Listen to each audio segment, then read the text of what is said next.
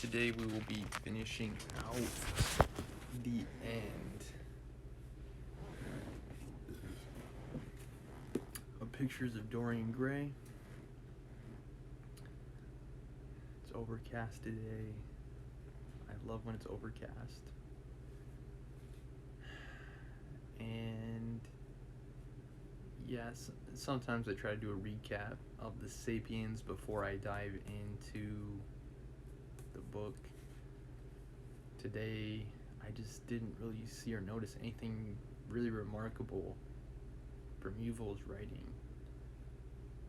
It was about the marriage of science and imperialism. How scientific progress was able to pinpoint the cause of scurvy as a lack of vitamin C. And some of the scientific discoveries from the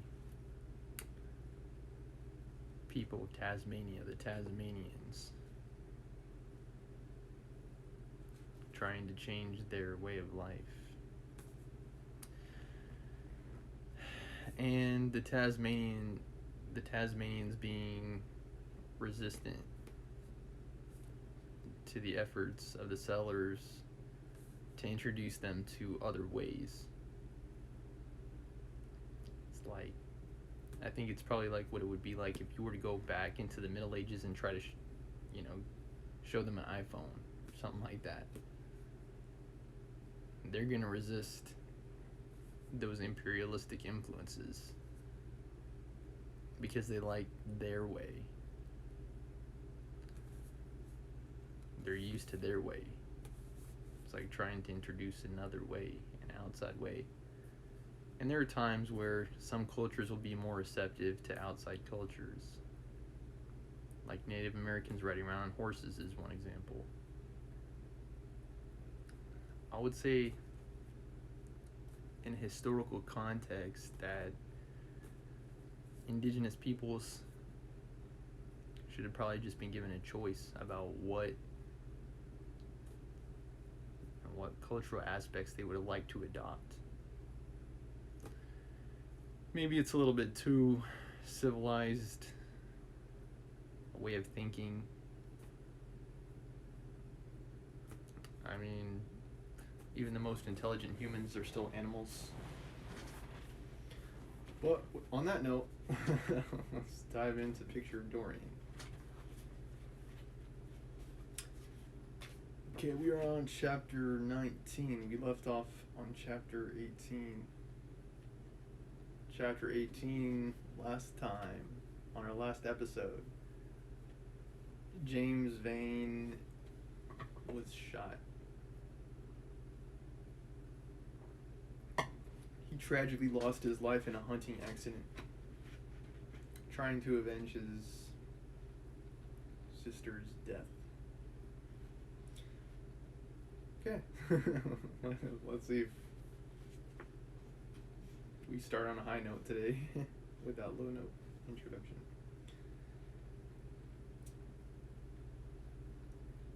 Just say, do we move on to a high note from that low note? There is no use you're telling me that you're going to be good, cried Lord Henry, dipping his white fingers into a red copper bowl filled with rose water. You're quite perfect. Pray don't change. Dorian Gray shook his head. No, Harry. I've done too many dreadful things in my life. I'm not going to do any more. I began my good actions yesterday. So it looks like Dorian's turning over a new leaf. Sorry. Not a new page, a new leaf is the expression. He's trying to make himself a better person.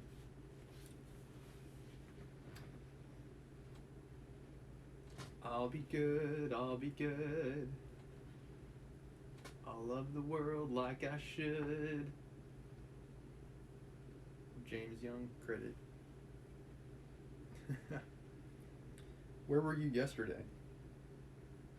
In the country, Harry. I was staying at a little inn by myself. My dear boy, said Lord Henry, smiling. Anybody could be good in the country.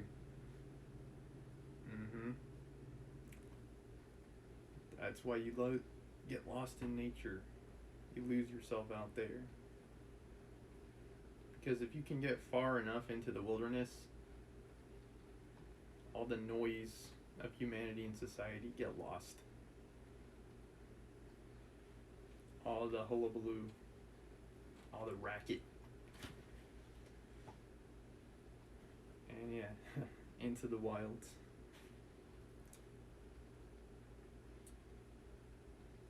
There are no temptations there.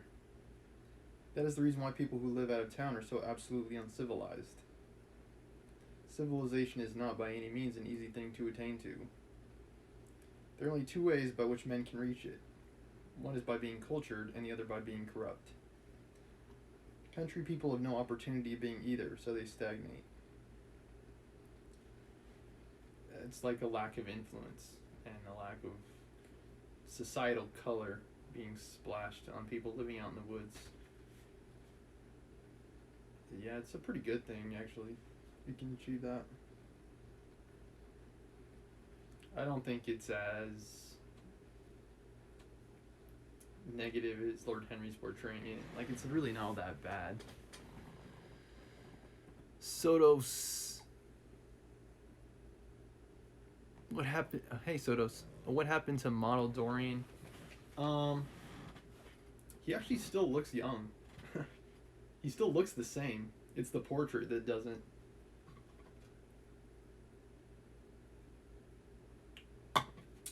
And as a matter of fact, in I believe it was chapter 17, when James Vane was originally trying to find his sister's killer, he approaches Dorian, and Dorian's able to throw him off his trail, as we might recall. Because Dorian plays the, I can't be the one who killed your sister. Look how young I am. It's like I'm 20 years old and your sister died 20 years ago. Like it's not possible. I would have been a baby then. And James goes, "Oh yeah, that makes sense," and then he leaves. Yeah, it's the portrait that's changing, and Dorian himself is the one who stays the same. Lord Henry's able to pick up a little bit on, yeah, exactly, Sotos. He looks great. Like he looks young. He's attractive. He's just done some very wicked things. He's committed acts of evil, or crimes, as we would call them. And Lord Henry's able to actually pick up on that. Like he can tell something's off about Dorian. Let's see if Lord Henry is able to uncover more in this chapter. I have a funny feeling that he will. Lord Henry's a cynic. He's naturally very sharp and intelligent, and he's really good at picking up on things.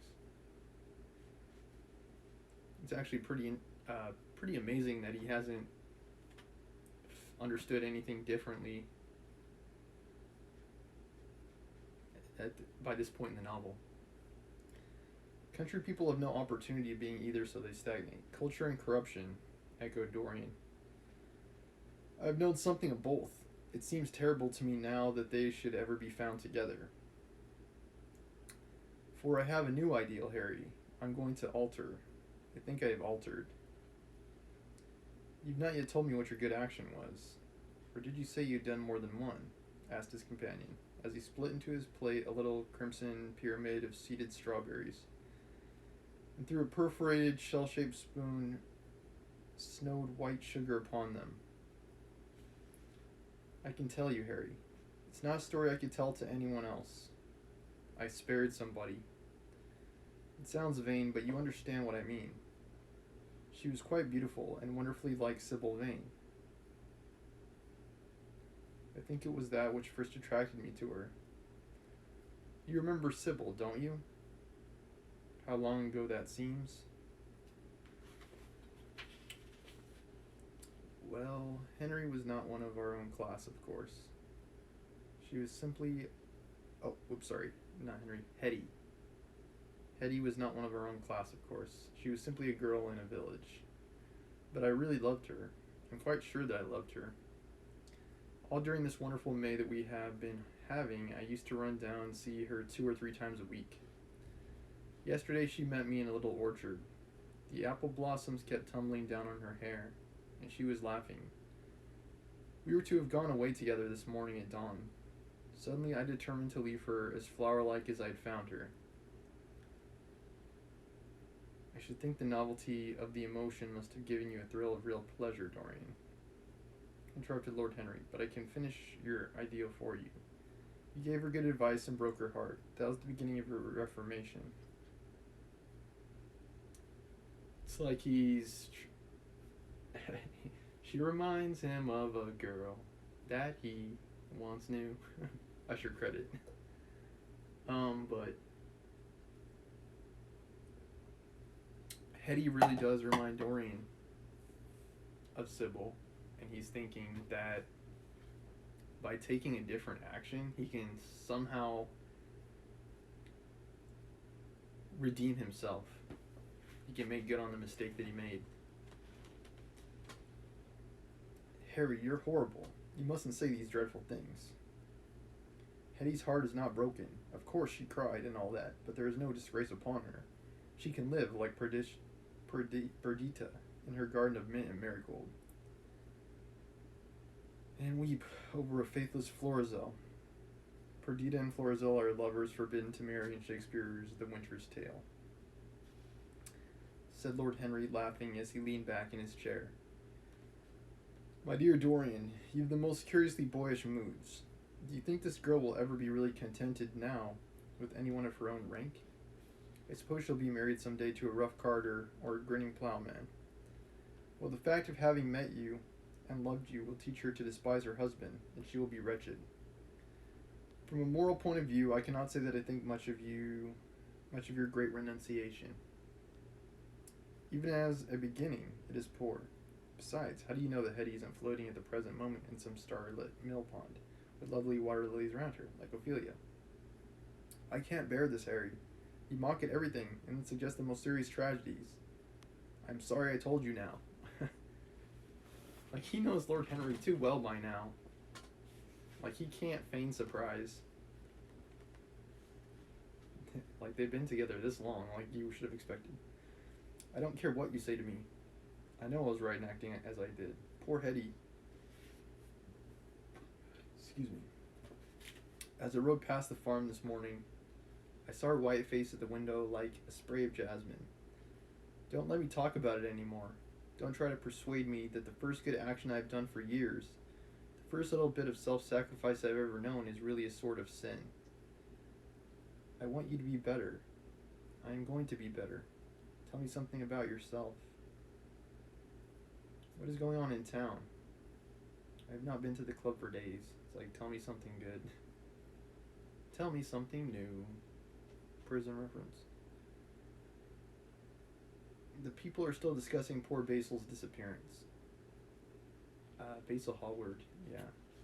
A lot of people thought at the time that he was in Paris. It's like, yeah, it's like it's like a side story. A cover-up, like people probably didn't even know he was dead.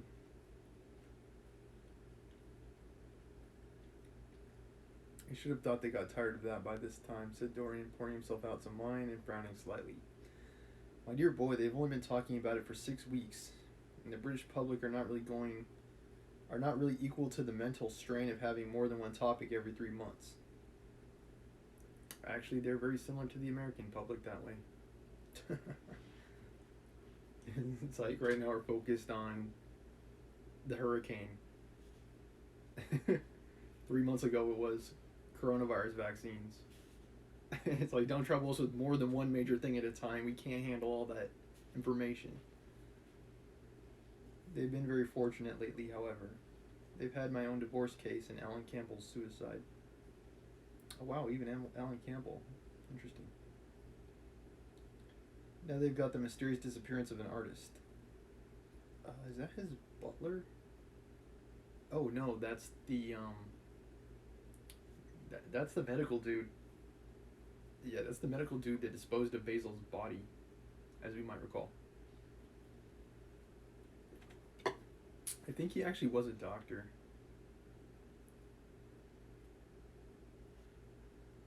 Yeah, he cleaned up Basil's remains.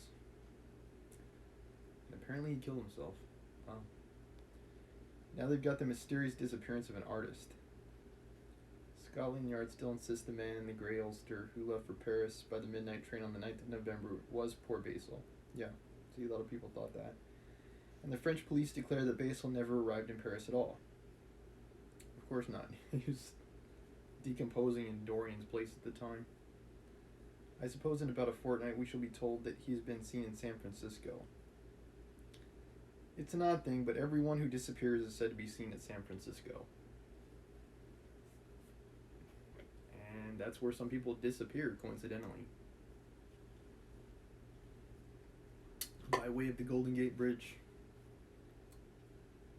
Okay. It must be a delightful city and possess all the attraction of the next world. What do you think has happened to Basil? Asked Dorian, holding up his burgundy against the light and wondering how it was he could discuss the matter so calmly. I have not the slightest idea. If Basil chooses to hide himself, it's no business of mine. If he is dead, I don't want to think about him. Death is the only thing that ever terrifies me. I hate it. Why? Said the younger man wearily. Because, said Lord Henry, passing beneath his nostrils the gilt trellis of an open vinaigrette box. It contains smelling salts. One can survive everything nowadays except that. You can survive everything except death. It's like, hasn't that always been the case, Lord Henry? Death and vulgarity are the only two facts in the 19th century that one cannot explain away. Let us have our coffee in the music room, Dorian. You must play Chopin to me. The man with whom my wife ran away played Chopin exquisitely. Poor Victoria. I was very fond of her. The house is rather lonely without her. Of course, married life is merely a habit, a bad habit. Amazing song from Up. Married Life. I hope to play it someday on piano. Dun, dun, dun, dun, dun, dun, dun. Oh man, so good. Okay, but where was I? Something about married life. Yeah, it's merely a habit, a bad habit. But then one regrets the loss of even one's worst habits. Perhaps one regrets them the most. They are such an essential part of one's personality. Dorian said nothing but rose from the table and passing into the next room sat down to the piano and let his fingers stray across the white and black ivory of the keys. After the coffee had been brought in, he stopped, and looking over at Lord Henry, he had said, Harry, did it ever occur to you that Basil was murdered? He just says it casually, nonchalantly. Did it ever occur to you that he was murdered? Lord Henry yawned. Basil was very popular and always wore a Waterbury watch. It's an inexpensive pocket watch not worth stealing. The implication there is that he wasn't mugged.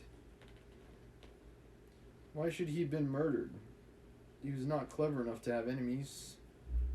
Of course, he had a wonderful genius for painting. But a man can paint like Velázquez. That's Diego Velázquez, 17th century painter of the Spanish court. And yet be as dull as possible. Basil was really rather dull. I mean, I think Bob Ross was probably one of the first artists, entertainers. Like prior to that, I think artists were just known for their works.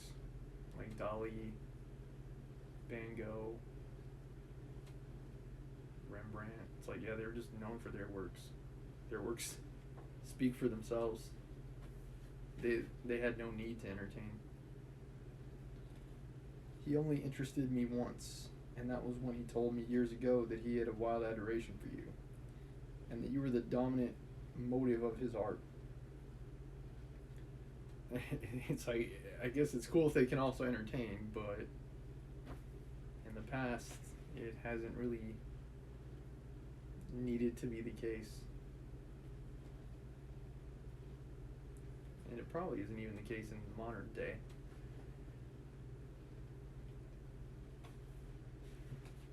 It's just cool when it happens. I was very fond of Basil, said Dorian with a note of sadness in his voice. But don't people say that he was murdered? Oh, some of the papers do. It does not seem to me to be at all probable. I know there are dreadful places in Paris, but Basil was not the sort of man to have gone to them. He had no curiosity. It was his chief defect. Sheesh. Give the guy a little bit of credit. He was traveling, or trying to travel at the time that he was killed. So yeah, give him a little bit of credit, come on. Plus he was a great painter. I mean, come on. And he was nice. As Lord Henry points out, he didn't have any enemies. Except for Dorian, apparently. He wasn't even a true enemy. He just had like a fit of rage or something that resulted in his death. I would say, my dear fellow, that you're posing for a character that doesn't suit you. All crime is vulgar, just as all vulgarity is crime. It's not in you, Dorian, to commit a murder. Au contraire. I am sorry if I hurt your vanity by saying so, but I assure you, it's true. I'd say never... You can't... The saying is you can't judge a book by its cover. It's like you can't assume anything about anyone, practically. Even someone you've known for years, you can't really make any assumptions. Especially about their history. And in Dorian's case, he's got something to hide. Hello, Bored Fox. Hi, Bored. Hi, Sodas. Thank you for watching today. The Stormer Show.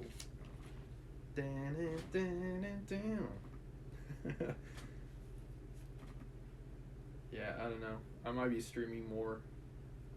I'm between jobs right now, so I have a lot more flexibility. It is what it is. Sign of the times, I guess. I guess I should be, as I tell my roommate, grateful. Like I have time now to wake up when I want to. That wasn't the case when I was working. Like, I had to wake up at the time my alarm woke me up. And it's like now I can wake up at like 8 a.m., 9 a.m. Yeah, do whatever I like during the day, watch TV. I don't have to teach in the classroom. There is an allure or an appeal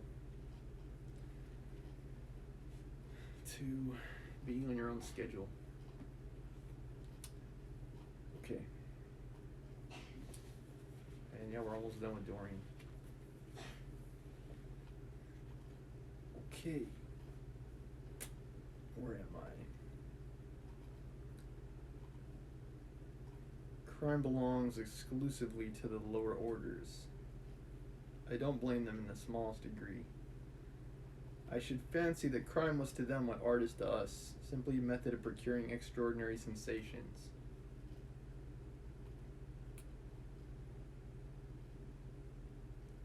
Yeah, maybe.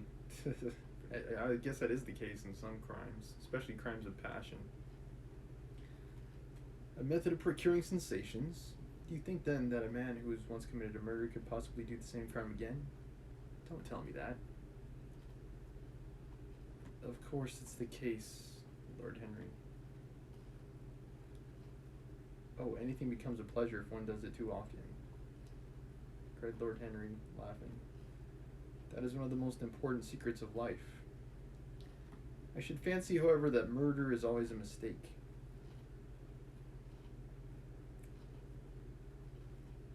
Well, if it's in self-defense, I would say that's not the case, Lord Henry. There are some situations where murder's okay to do. We can't always deal in absolutes. Like, it is never a good idea to murder. Like, yeah, I guess one should never do anything that one cannot talk about after dinner. But let us pass from poor Basil. I wish I could believe that he'd come to such a really romantic end as you suggest, but I can't.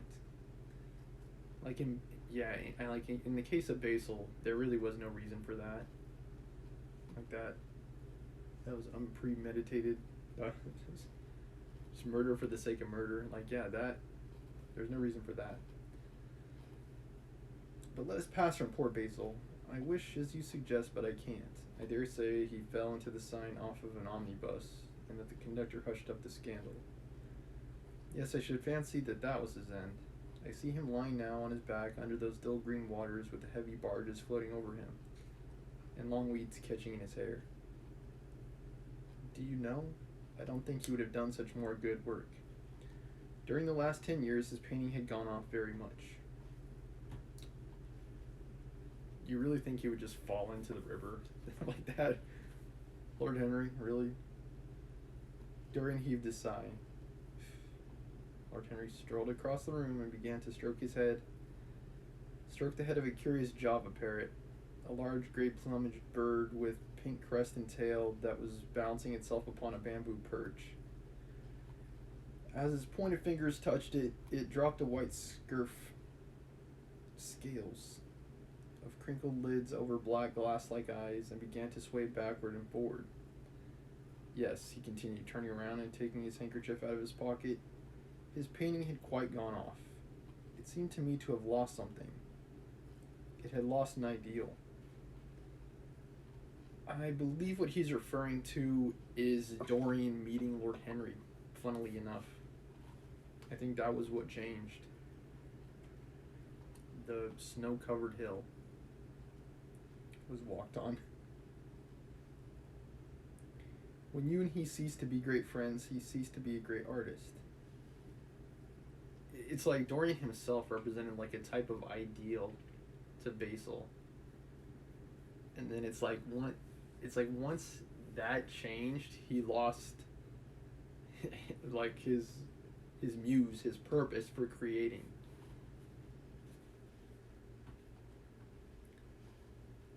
Sad when that happens. When you and he ceased to be great friends, he ceased to be a great artist. What was it separated you? I suppose he bored you.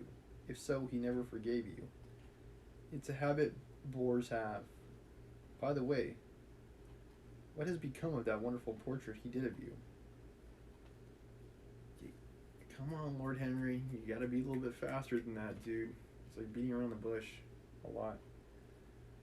I don't think I've ever seen it since he finished it. Oh. I remember you telling me years ago that you'd sent it down to Selby and that it got mislaid or stolen on the way. You never got it back? What a pity. It was really a masterpiece. I remember I wanted to buy it. I wish I had now. It belonged to Basil's best period. Since then his work was that curious mixture of bad painting and good intentions and always entitles a man to be called a representative British artist. Did you advertise for it? You should. I forget, said Dorian. I suppose I did, but I never really liked it. I'm sorry I sat for it. The memory of the thing is hateful to me. Why do you talk about it? It used to remind me of those curious lines in some play. Hamlet, I think. How did they run? Like the painting of a sorrow, a face without a heart. Yes, that's what it was like. Lord Henry laughed. If a man treats life artistically, his brain is his heart, he answered, sinking into an armchair. Dorian Gray shook his head and struck some soft chords on the piano. Like the painting of a sorrow, he repeated, a face without a heart. The elder man lay back and looked at him with half-closed eyes. By the way, Dorian, he said after a pause, what does it profit a man if he gain the whole world and lose? How does the quotation run? His own soul? The man who sold the world. Oh no, Not me. I never had it all. Nirvana reference.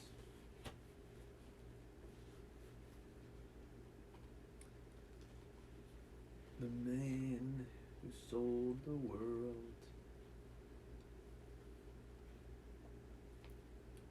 Yeah, pretty much any billionaire qualifies that statement. He has it all, but he has no soul. Alright, where are we? I don't know. The music jarred, and Dorian Gray started and stared at his friend. Why do you ask me that, Harry? My dear fellow, said Lord Henry, elevating his eyebrows in surprise. I asked you because I thought you might be able to give me an answer. That's all. I was going through the park last Sunday, and close by the Marble Arch there stood a large crowd of shabby-looking people listening to some vulgar street preacher. As I passed by, I heard a man yelling out the question to his audience. It struck me as being rather dramatic. London is very rich in curious effects of that kind. A wet Sunday, an uncouth Christian in a mackintosh, a ring of sickly white faces under a broken roof of dripping umbrellas, and a wonderful phrase flung into the air by shrill, hysterical lips. It was really very good in its way, quite a suggestion. I thought of telling the prophet that art had a soul, but that man had not. I'm afraid, however, he would not have understood me. Don't, Harry. The soul is a terrible reality. It can be bought and sold and bartered away. I don't even think they're real. I think what we have is our consciousness. Your brain houses your identity, your personality. Yeah, I don't think people really have souls. But everything that they are is in their brain. And yeah, like I said, consciousness itself. Like when you wake up, the way you are in the morning until the way you go to bed, like the way you are all throughout the day, the way I am right now, it's all up here.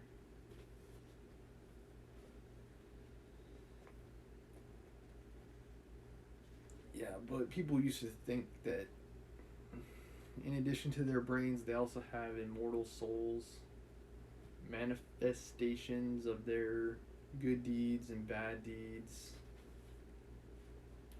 that they would take with them into the afterlife.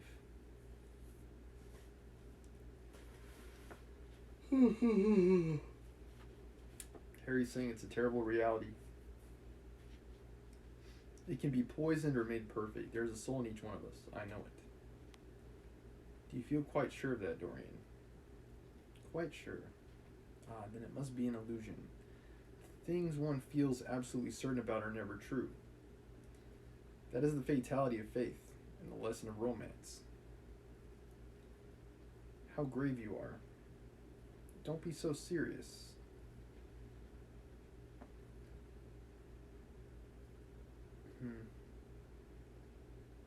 Don't be so serious. I think that's a Low Roar reference.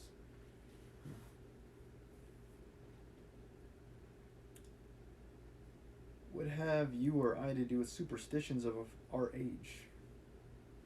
No, we've given up our belief in the soul. Play me something. Play me a nocturne. Nocturne's a dreamy, pensive piano piece evocative of nighttime. Dorian, and as you play, tell me in a low voice how you kept your youth. I was wondering when he was going to ask about that. It's like Lord Henry just keeps beating him around the bush. He's like, so what about the painting? So how is it that you're still young? It's like staring him in the face the entire time. You must have some secret. I'm only 10 years older than you are, and I'm wrinkled and worn and yellow. You're really wonderful, Dorian. You've never looked more charming than you do tonight. You remind me of the day that I saw you first. You were rather cheeky, very shy, and absolutely extraordinary. You have changed, of course, but not in appearance. I wish you would tell me your secret. To get back my youth, I would do anything in the world except take exercise, get up early, or be respectable. It's like, I'll do anything to stay young. Well, not everything. Youth, there's nothing like it. It's absurd to talk of the ignorance of youth. The only people to whose opinions I listen now with any respect are people much younger than myself. It's like, don't count us out. Don't count out the millennials, okay? Sometimes we will, like, kick facts. They seem in front of me. Life has revealed to them her latest wonder.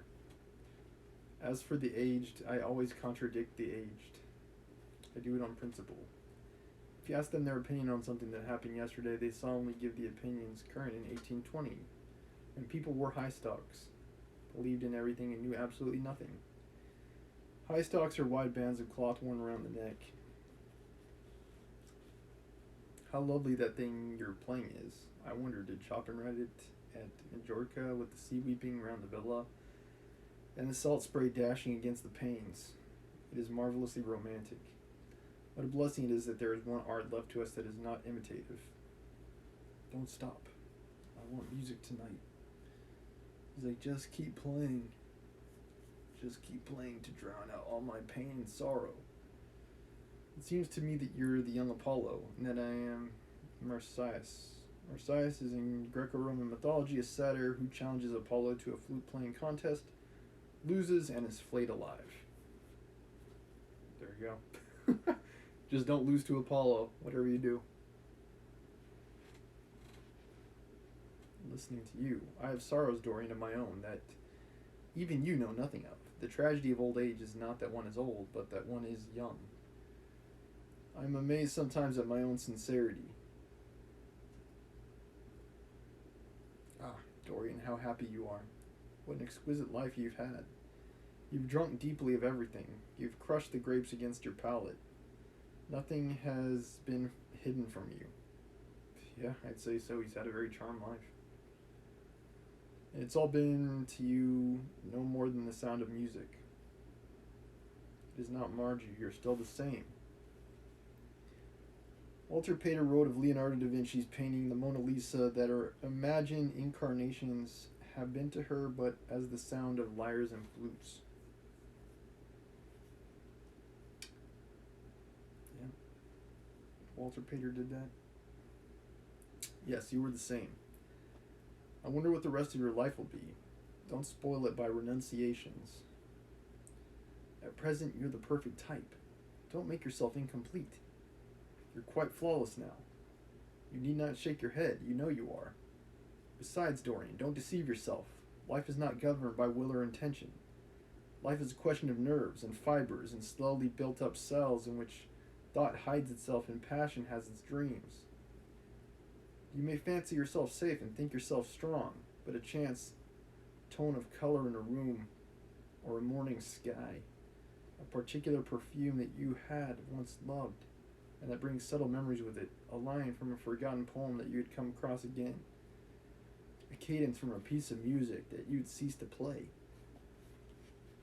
It's like something that just like reminds you of something else. I tell you, Dorian, that it is on things like these that our lives depend. It's like you smell something and it reminds you of your childhood. Or you see like a white painted wooden gate. It reminds you of that time you were a kid. You hit your head. Browning writes about that somewhere, but our own senses will imagine them for us. There are moments when the odor of Lilas Blanc passes suddenly across me and I have to live the strangest month of my life over again. It's like nostalgia. That's white lilac, is Lilas Blanc. I believe it's in French. Wish I could change places with you, Dorian. The world has cried out against us both, but it has always worshipped you. It will always worship you. You are the type of what the age is searching for, and what it's afraid it is found. I'm so glad that you've never done anything. Never carved a statue or painted a picture or produced anything outside of yourself.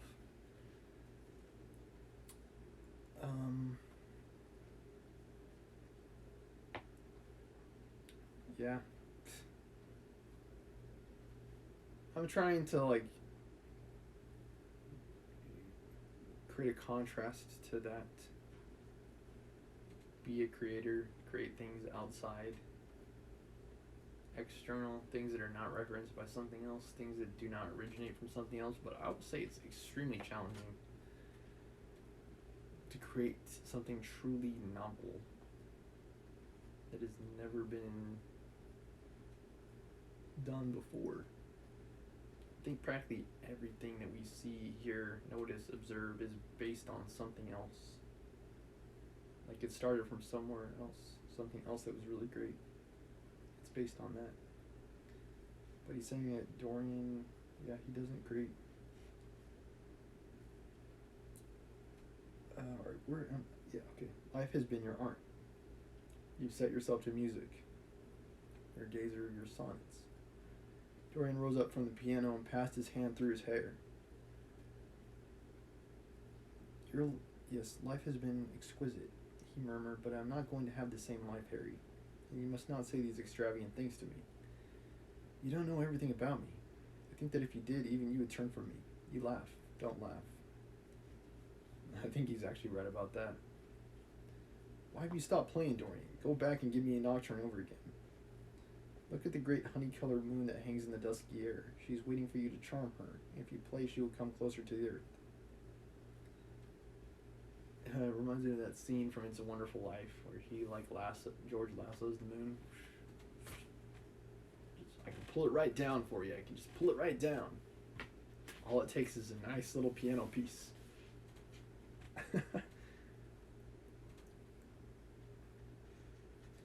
You won't. Let us go to the club then. It's been a charming evening and we must end it charmingly. There is someone at White's who wants immensely to know you. Young Lord Poole, Bournemouth's eldest son. He has already copied your neckties and has begged me to introduce him to you. He is quite delightful and rather reminds me of you.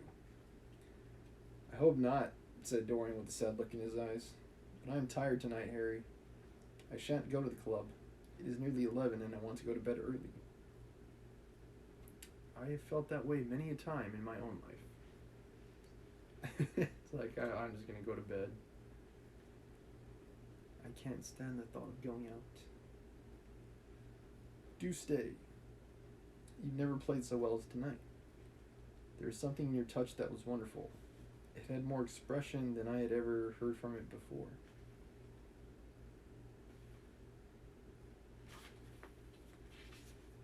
It is because I am going to be good, he answered, smiling. I'm a little changed already. You cannot change to me, Dorian, said Lord Henry. You and I will always be friends.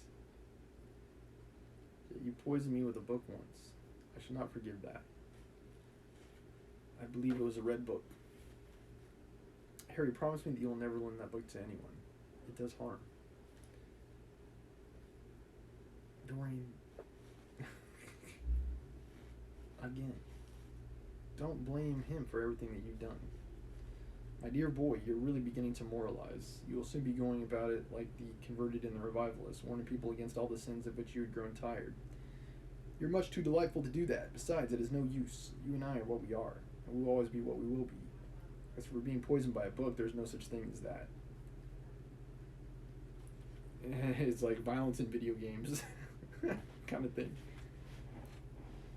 It's like, what do you mean they make people go out and shoot people? It's never happened. It annihilates the desire to act. Art has no influence upon action. Yeah, even freaking Lord Henry, the picture of Dorian Gray, is saying it, folks. It annihilates the desire to act. It is superbly sterile. The books that the world calls immoral are books that show the world its own shame. That is all. It's like satire. Some people are smart enough to get it, and sadly others aren't that smart. But we won't discuss literature. Come round tomorrow. I'm going to ride at 11. We might go together and I will take you to lunch afterward with Lady Branksome. She is a charming woman and wants to consult with you about some tapestries she's thinking of buying. Mind you come, or shall we lunch with our little Duchess? She says she never sees you now. Perhaps you're tired of Gladys. I thought she would be. Her clever tongue gets on one's nerves. Well, in any case, be here at 11. Must I really come, Harry? Certainly, the park is quite lovely now. I don't think there have been such lilacs since the year I met you. Very well, I'll be here at 11, said Dorian. Good night, Harry. As he reached the door, he hesitated for a moment as if he had something more to say, then he sighed and went out.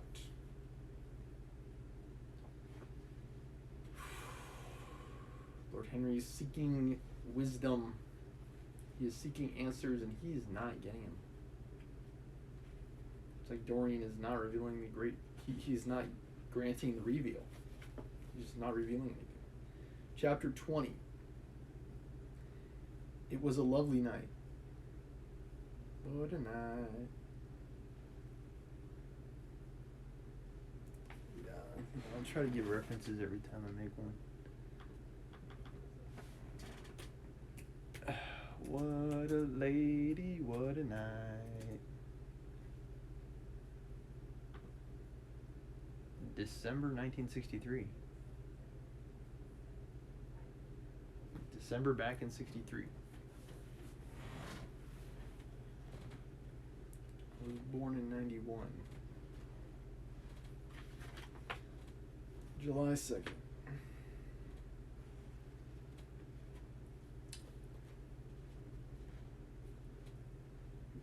Yeah, long after. It was a lovely night, so warm that he threw his coat over his over his arm. He did not even put his silk scarf around his throat. As he strolled home smoking his cigarette, two young men in evening dress passed him. He heard one of them whisper to the other, "That is Dorian Gray." He remembered how pleased he is to look when he is pointed out or stared at or talked about. Some people just like being the center of attention. They like being the topic of conversation. It suits their egos. He was tired of hearing his own name now.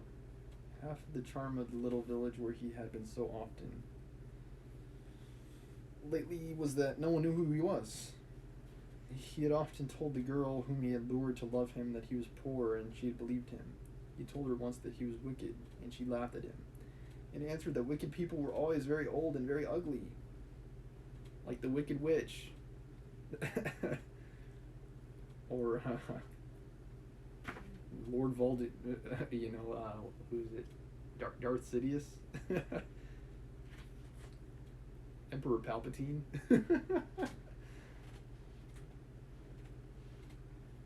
Yeah, I'm sure I can think of more examples of old evil people. Mr. Burns from The Simpsons kind of guy.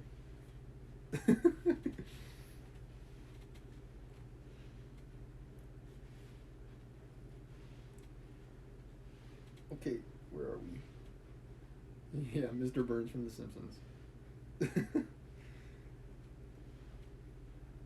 Okay, where am I?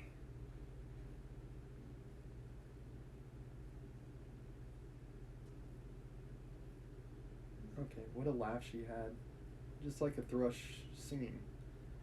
And how pretty she had been in her cotton dresses and her large hats. She knew nothing, but she had everything that he had lost.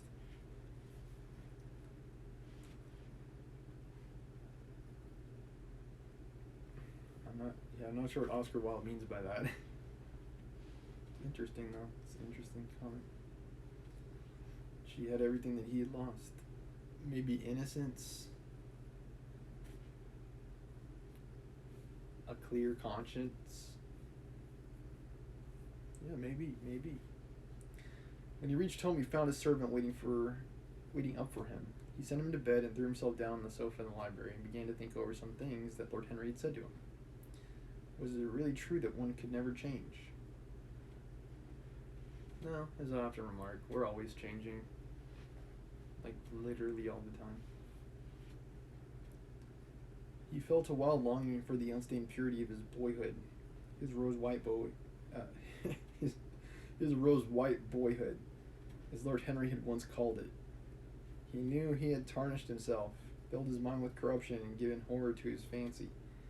That he had been an evil influence to others, and had experienced a terrible joy in being so. He was absolutely cruel and wicked, and he loved every minute of it. And that of the lives that had crossed his own, it had been the fairest and the most full of promise that he had thought brought to shame. But was it all irretrievable? Was there no hope for him? Ay, and what a monstrous moment of pride and passion. He had prayed that the portrait should bear the burden of his days and keep the unsullied splendor of eternal youth. He's the one who keeps the youth, the good looks, and the portrait is the one who ages and takes all his blame. All his failure had been due to that. Better for him that each sin of his life had brought its sure, swift penalty along with it. There is purification in punishment. It's like just throw yourself on the mercy of the court. It reminds me of that scene from Fear and Loathing. He's like, of course I did it. I'm a criminal. Just look at me. It's like do whatever you must. Show me no mercy.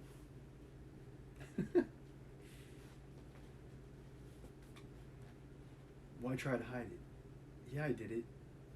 And I do it again. So what? Not forgive us our sins, but smite us for our iniquities, should be the prayer of man to a most just God.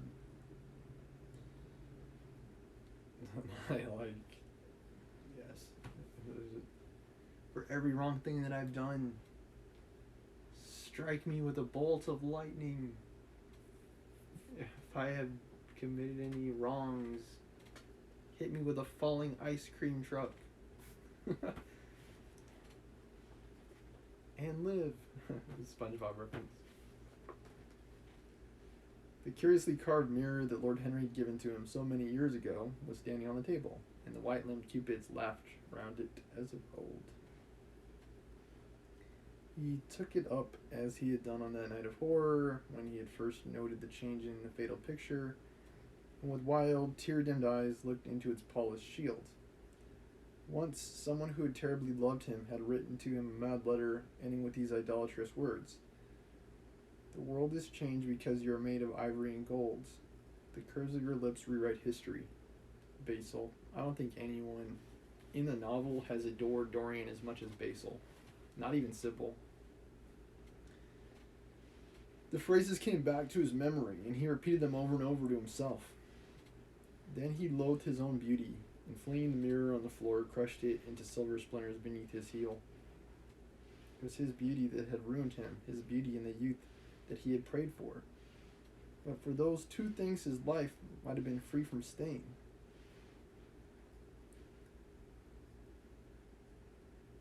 His beauty had been to him but a mask, his youth but a mockery.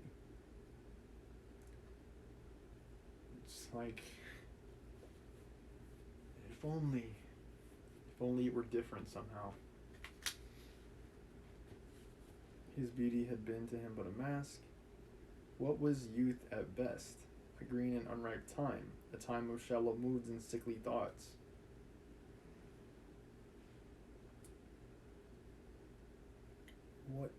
Why had he worn its livery? Youth had spoiled him. Yeah, enjoy your youth while you have it, however you can.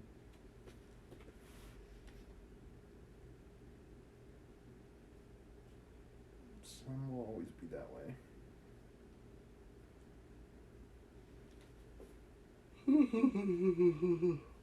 Okay, we're almost done, guys. It was better not to think of the past. Nothing could alter that. It was of himself and of his own future that he had to think. James Vane was hidden in a nameless grave in Selby churchyard. Alan Campbell had shot himself one night in his laboratory, but had not revealed the secret that he had been forced to know. Again, Alan Campbell, feel bad for him. Feel bad for James Vane, too. Tragic characters. The excitement, such as it was, over Basil Hallward's disappearance would soon pass away. It was already waning. He was perfectly safe there. Now we have to remember, Alan Campbell was blackmailed by Dorian. It's like he's forced to do something he doesn't want to do.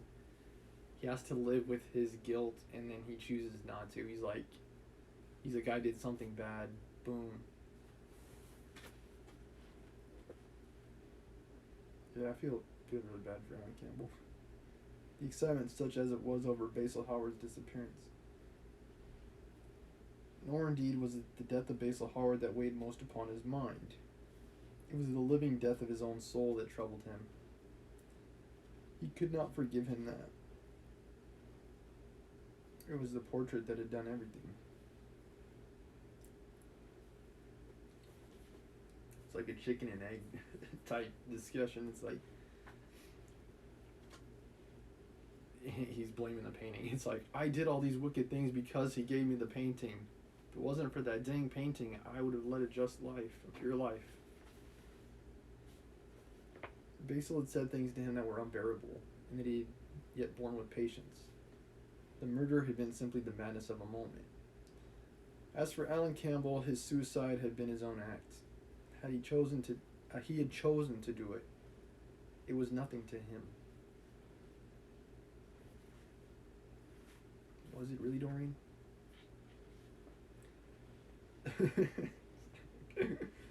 He's like, I'm just gonna skate along like nothing's wrong. A new life. That's what he wanted.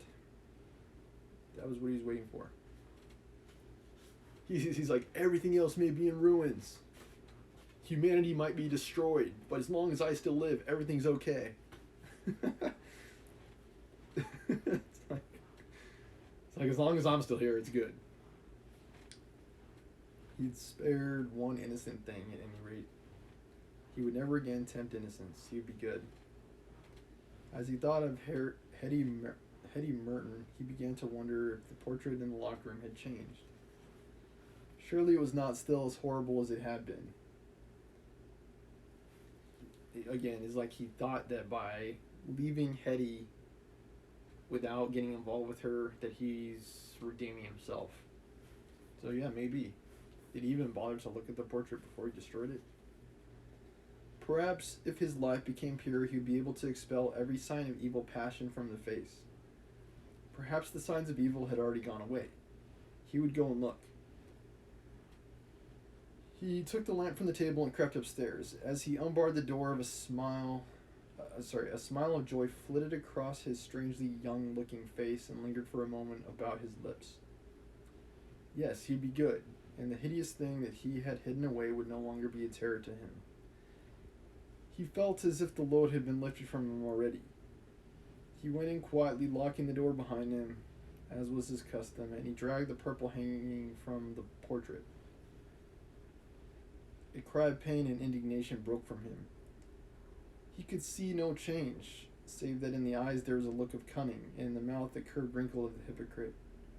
The thing was still loathsome, more loathsome, if possible, than before, and the scarlet dew that had spotted the hand seemed brighter, and more like blood newly spilled. Then he trembled. Had it been merely vanity that made him do his one good deed?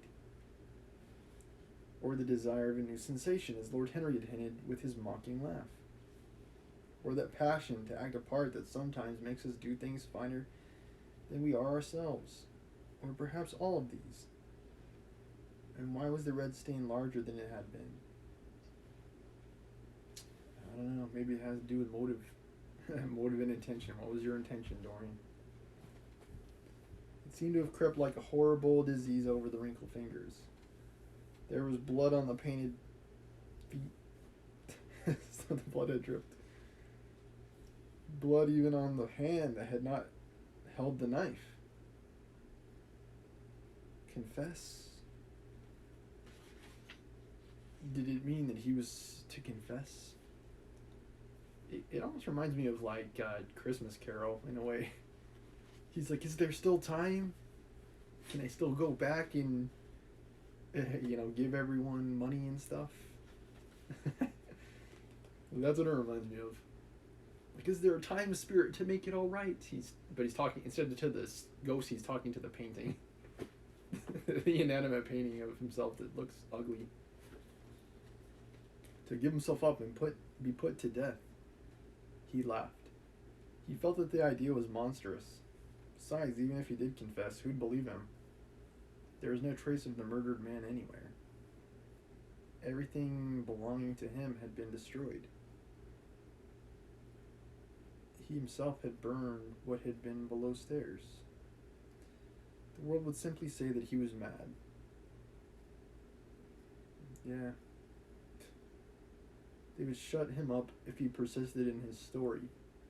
Yet it was his duty to confess, to suffer public shame, to make public atonement. Like, some people, if you tell them something, they're never going to believe you. Like, as much as you try to convince them of the truth, they'll just be like, no, that's not you. I refuse to believe it. I mean, he could still try to confess, see how it's received. There was a God who called upon men to tell their sins to earth, as well as to heaven. Nothing that he could do would cleanse him till he had told his own sin. His sin? He shrugged his shoulders. The death of Basil Hallward seemed very little to him. He was thinking of Hetty Merton, for it was an unjust mirror, the mirror of his soul, that he was looking at. Vanity, curiosity, hypocrisy? Had there been nothing more in his renunciation than that? There had been something more. At least he thought so, but who could tell? No, there had been nothing more. Through vanity he had spared her. In hypocrisy he had worn the mask of goodness. For curiosity's sake he had tried the denial of self. He recognized that now. But this murder, was it to dog him all his life? Was he always to be burdened by his past? Yeah, I think some things never change, Dorian. Like, we can never truly erase the past. We can never truly forget the past. People will always ask about what you've done or where you've been. It's just the crap. It's just the condition of being alive, I guess. So they're always going to want to know. So where have you been? Yeah. No matter what, they're going to ask.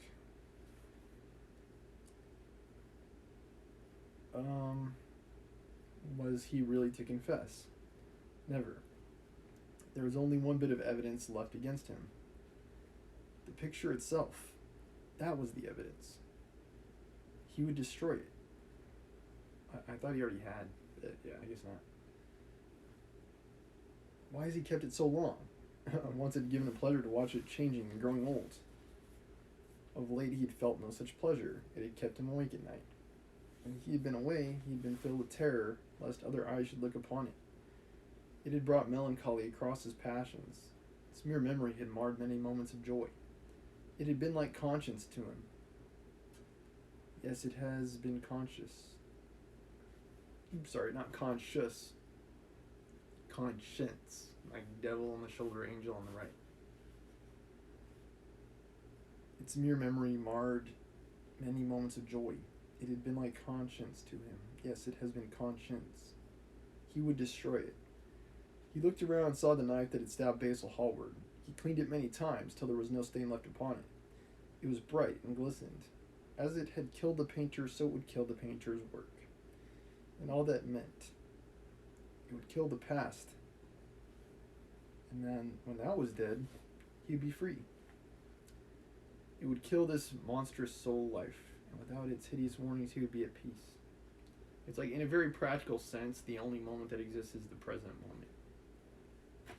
Like, the past isn't real, the future is not real. Like the past is gone. It exists only in memory. And once your memories fade, the past is essentially erased. It's gone. It no longer exists. The here and now is all that exists. Okay. Anyway. It's like seconds passing. There was a cry heard. It would kill this monstrous soul life, and without its hideous warnings, he would be at peace. He seized the thing and stabbed the picture with it. There was a cry heard and a crash. The cry was so horrible in its agony that the frightened servants woke and crept out of the rooms. Two gentlemen who were passing in the square below stopped and looked up at the great house. They walked on till they met a policeman and brought him back. The man rang the bell several times, but there was no answer. Except for a light in one of the top windows, the house was all dark. After a time he went away and stood in the adjoining portico and watched. "Whose house is that, constable?" asked the elder of the two gentlemen. "It's Mr. Dorian Gray's, sir," answered the policeman. They looked at each other as they walked away and sneered. One of them was Sir Henry Ashton's uncle. In Chapter 12, Basil accuses Dorian of ruining the reputation of Sir Henry Ashton among others. Must have been on the highway to hell. Inside, in the servants' part of the house, the half-clad domestics were talking in low whispers to each other. Old Mrs. Leaf was crying and wringing her hands. Francis was as pale as death. After about a quarter of an hour, he got the coachman and one of the footmen and crept upstairs. They knocked, but there was no reply. They called out. Everything was still. Finally, after vainly trying to force the door, they got on the roof and dropped down onto the balcony. The windows yielded easily. Their bolts were old. When they entered, they found hanging upon the wall a splendid portrait of their master, as they had last seen him, in all the wonder of his exquisite youth and beauty. Lying on the floor was a dead man, in evening dress, with a knife in his heart. He was withered, wrinkled, and loathsome of visage. It was not till they had examined the rings that they had recognized who it was. Pretty fascinating,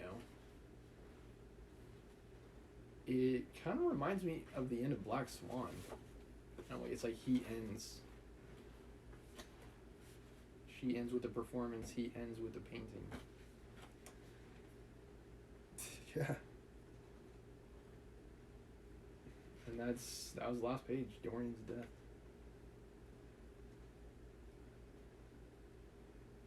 Dang.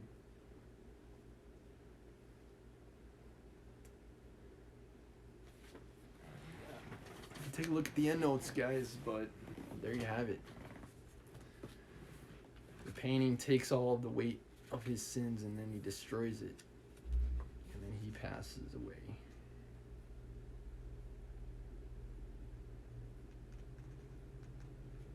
It's like maybe it was just the representation. Maybe it was all in his head. Maybe he just saw the painting as a representation of everything that he did wrong. By eliminating that, he eliminates himself. I don't know. What do you guys think? Endnotes. Yeah, I don't think I'll read these. There's a lot of references in here. Like, for example, on page 148 to 149, the hero and mystic marriage to the sun. In this paragraph, while it alludes to several infamously cruel, debauched Roman emperors, Tiberius, Caligula, Domitian, Nero, Caesar, also known simply as Nero, and Elagabalus. Elephantus was an ancient Greek who wrote erotic poetry. Ah, those Romans. Okay. Yeah, that's just one of these notes, endnotes. There's a lot of them. I could, like, as I was reading, flip back to the endnotes, read the endnote, and then flip back. But I don't think that would have been a very efficient way to go through the book. Chromatic wave.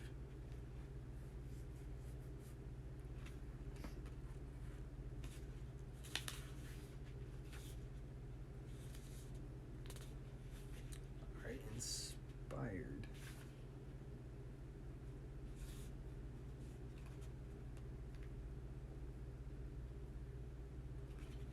Let me read the inspired by and comments and questions, and that will be the wrap up for this series, the Dorian series. Whew. Inspired by the picture of Dorian Gray, based on the life and trials. The centennial of Oscar Wilde's 1895 trial and exile inspired a rash of works about the brilliant man of letters. Director Brian Gilbert's film Wild, 1997, features Stephen Fry's Wild and provides a rich portrait of the author's life. It is based on Richard Ellman's 1988 biography. Perhaps the most appropriate tribute to Wilde was the proliferation of plays dedicated to his memory. Thomas Kilroy's The Secret Fall of Constance Wilde, 1997, deals with Wilde's often unnoticed wife and the mother of his two children. The Judas Kiss, 1998, by David Hare, develops the twin themes of love and betrayal as it focuses on Wilde and his lover, Lord Alfred Douglas. In Gross Indecency, The Three Trials of Oscar Wilde, 1997, playwright Moises Kaufman weaves together court transcripts and Wilde's own writing and quotations. Kaufman's wildly successful play makes a character, Queen Victoria, who approved of the gross indecency laws that remain in effect until 1967.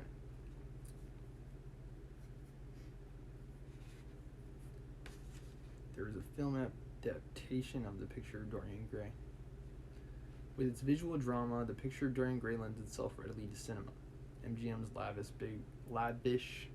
big budget production appeared in 1945, adapted and directed by Albert Lewin. The transmutation of Dorian Gray, played by Hurd Hatfield, into an emotionless fiend is seamless. And the film garnered 3 Oscar nominations, including one for Angela Lansbury, who plays Dorian's victim Sybil Vane, and earned the award for black and white cinematography. What audiences are most likely to remember, though, is the painting of Dorian by Ivan Albright, glowing in Technicolor, the only element of the film that was shot in color. Pretty fascinating stuff. Albright's hideously realized picture of Dorian Gray, 1943-1944, hangs in the Art Institute of Chicago. I wonder if we could take a look at it, as a matter of fact. We should be able to, it's physical.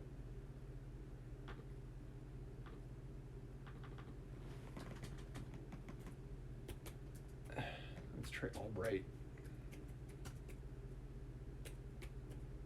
Dorian.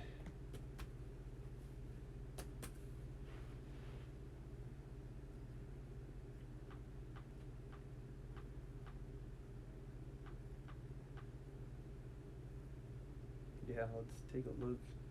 It should look pretty creepy, I'm thinking.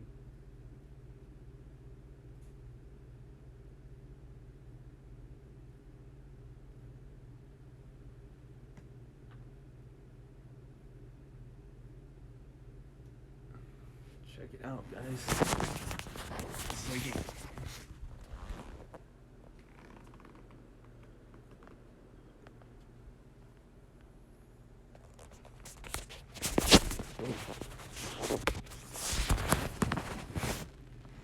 It's like something you might see in a haunted mansion or something. But it's pretty dang good. Good job, Ivan. Good job on that. It looks pretty stinking scary. Okay. Yeah, that's the one in the Art Institute, Chicago, that one. The Opera. American composer Lowell Lieberman premiered The Picture of Dorian Gray at the Opera de Monte Carlo on May 8, 1996. Dialogues between Dorian and his portrait are presented as duets between a tenor and the orchestra. As the opera progresses, the music gradually disintegrates as the dramatic arc leads to Dorian's absolute corruption.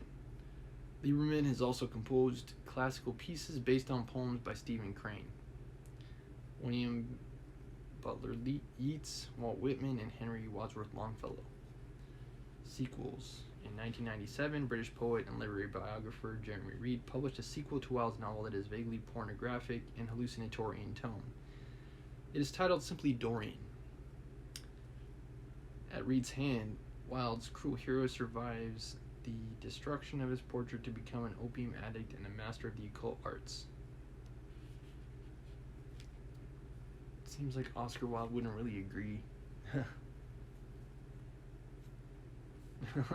Oscar Wilde, if he was still alive, would be like, what are you doing? Dorian has an affair with Lord Henry Wotton and meets Oscar Wilde upon his release from prison in 1897.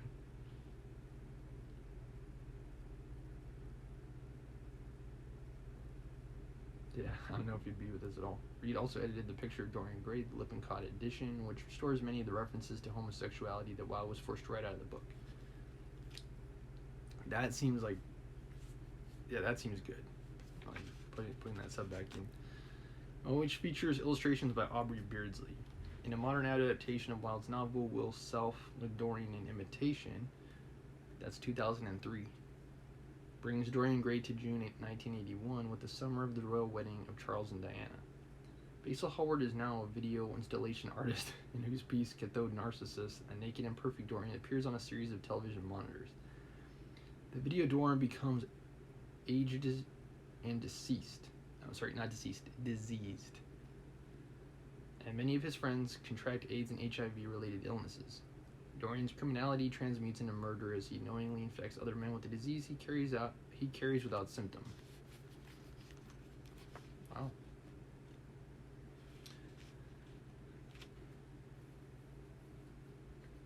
Okay, comments and questions. In this section, we aim to provide the reader with an array of perspectives on the text, as well as questions that challenge those perspectives.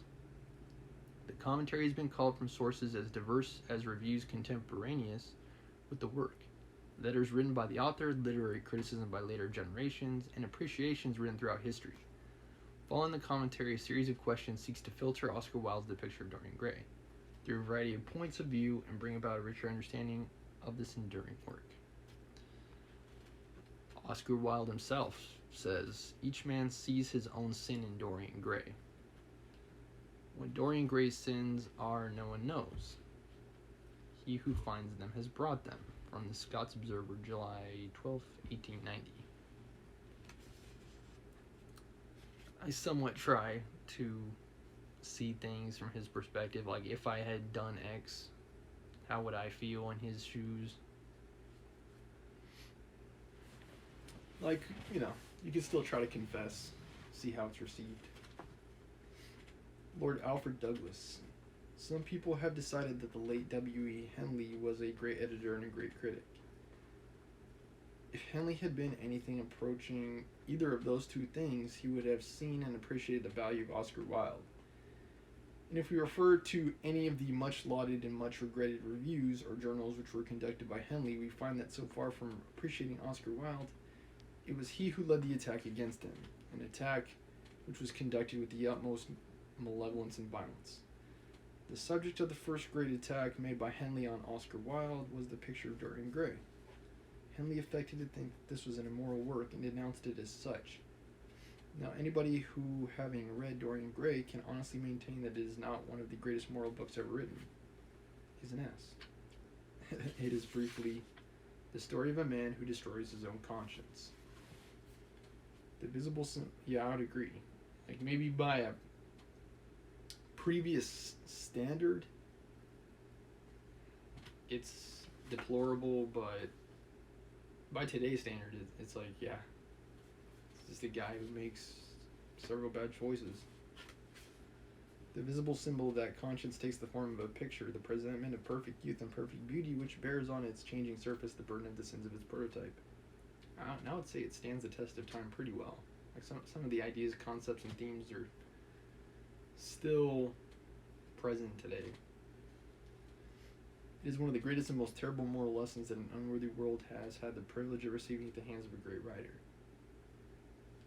It is the characteristic what we may call the Henleyan school of criticism to confuse the life of a man with his art. It would be idle to deny that Oscar Wilde was an immoral man, as idle as it would be to contend that Henley was a moral one. But it is a remarkable thing that while Oscar Wilde's life was immoral, his art was always moral. At the time when the attack by Henley was made, there was a confused idea going about London that Oscar Wilde was a wicked man. This was quite enough for Henley and the group of second-rate intelligences which clustered round him to jump to the conclusion that anything he wrote must also necessarily be wicked. Wilde, putting aside his moral delinquencies, which have had as much and as little to do with his works as the color of his hair, was a great artist, a man who passionately loved his art. He was so great an artist that, in spite of himself, he was always on the side of the angels. We believe that the greatest art is always on the side of the angels. To doubt it would be to doubt the existence of God, and all the Henleys and all the Bernard Shaws that the world could produce would not make us change our opinion. He stands alone, a phenomenon in literature. From the purely literary point of view, he was unquestionably the greatest figure of the 19th century. We unhesitatingly say that his influence on the literature of Europe had been greater than that of any man since. Byron died, and unlike Byron's, it has been all for good. The evil that he did, and as much as he did, a tithe of those things imputed to him, was interred with his bones. The good, how much the greater part of this great man lives after him and will live forever.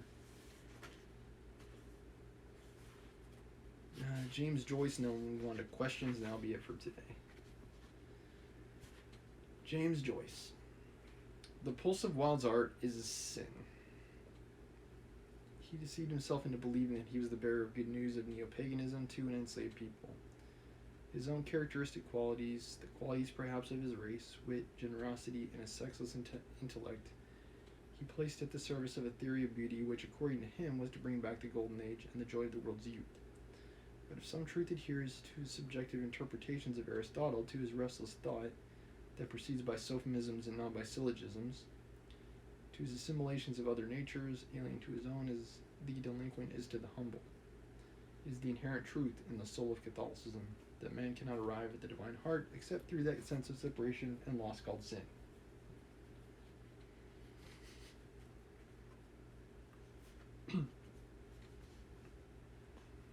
From Il Piccolo della Sera, March 24th, 1909. Questions.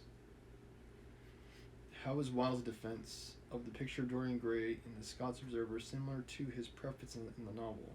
Is the preface also a defense? Number 2, do critics today consider the morality of both the artist's life and his or her art? Are these factors separate, or are they inextricably linked? I'm of the opinion that they're linked. Like, the artist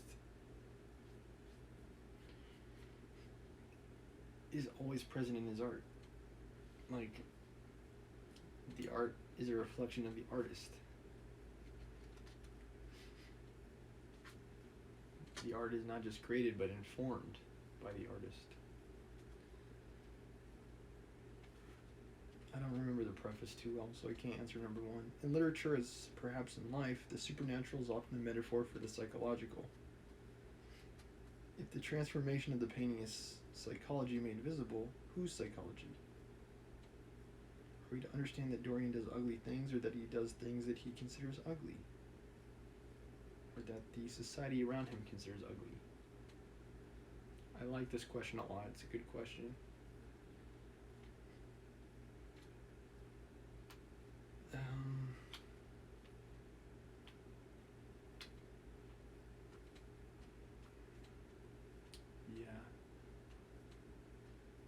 I'm of the belief that the changes in the portrait are a reflection of Dorian's psychology.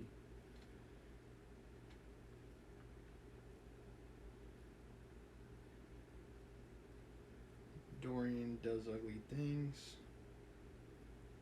which are reflected in the painting.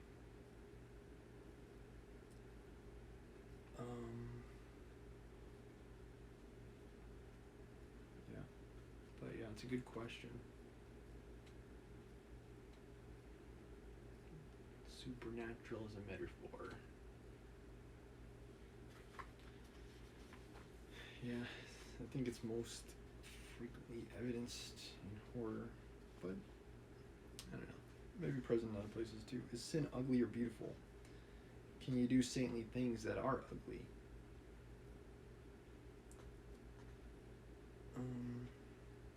Depends. Depends on the sin, depends on why it's committed. You do saintly things that are ugly.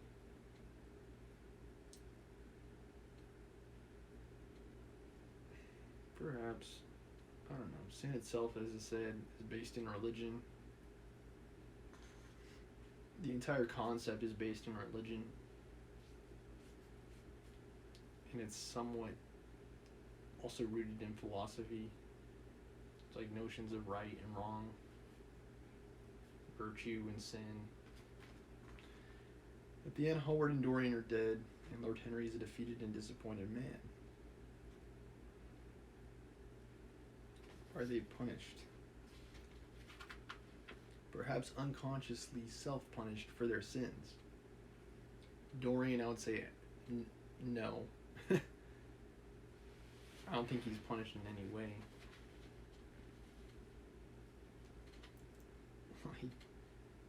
Yeah, he does die. But does that make up for the deaths of Sybil, James, and Basil? I don't think so.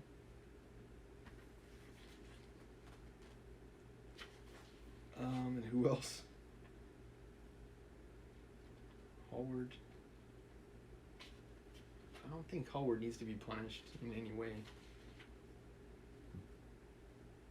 Yeah, Howard doesn't commit hardly any sins in the novel. And I would say neither does Lord Henry. You could say that the way that Lord Henry influences Dorian, in turn, like domino effect results in Dorian doing the things that he does. And from that lens or in that scope, I could see it. Like, yeah, Lord Henry did do something wrong indirectly, if that's how you're going to see it, but I don't think Lord Henry did anything wrong. Or are defeat and disappointment inevitable parts of the human condition? Yeah. Into each life some rain must fall. But too much is falling in mine. Ink spots. Number 6, Wilde said, I cannot resist anything except temptation. Lord Henry says similar things. Analyze a few of his sayings. What is funny, or at least striking about them? Yeah, Lord Henry just has truth bombs. Right, he is one of the most insightful characters in the novel.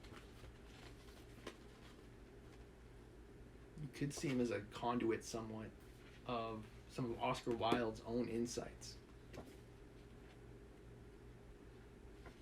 He just might be my favorite character in the novel.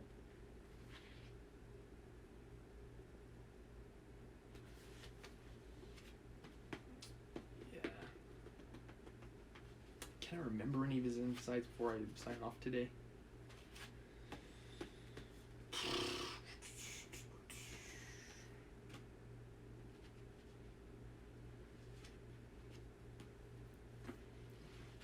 I can remember any off the top of my head. Or at the very least, if I could find where it was.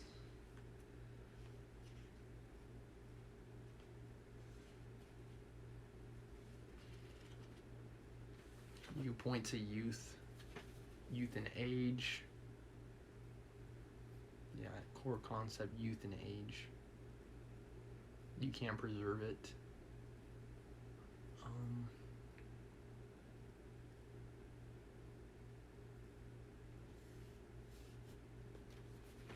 In chapter 16, Women and Men.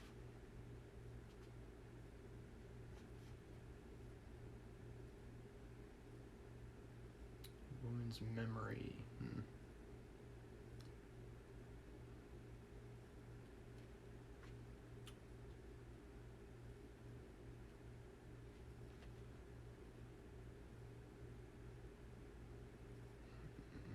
Yeah, I just can't remember where it is.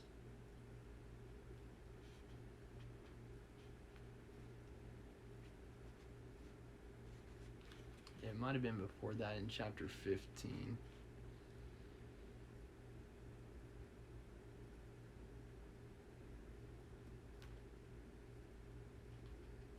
Yeah, Lord Henry had a lot of truth bombs. You just gotta find him.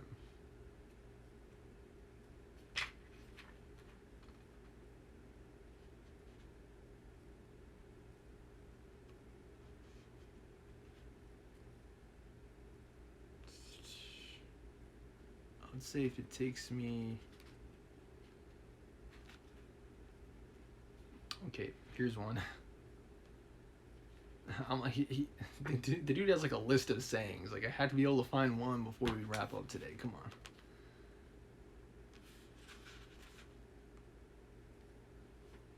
What nonsense people talk about happy marriages, exclaimed Lord Henry. A man can be happy with any woman, as long as he does not love her.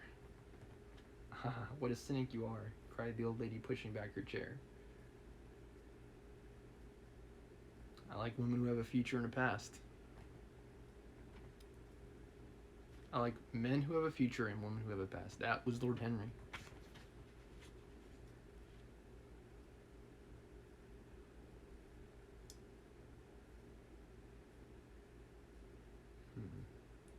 Yeah, there are quite a few. But anyway, hope you guys enjoyed it. Picture of Dorian Gray by Oscar Wilde. I'd say stay tuned in Stormer Show. I might return to music and piano streams soon. Exercise streams. I might have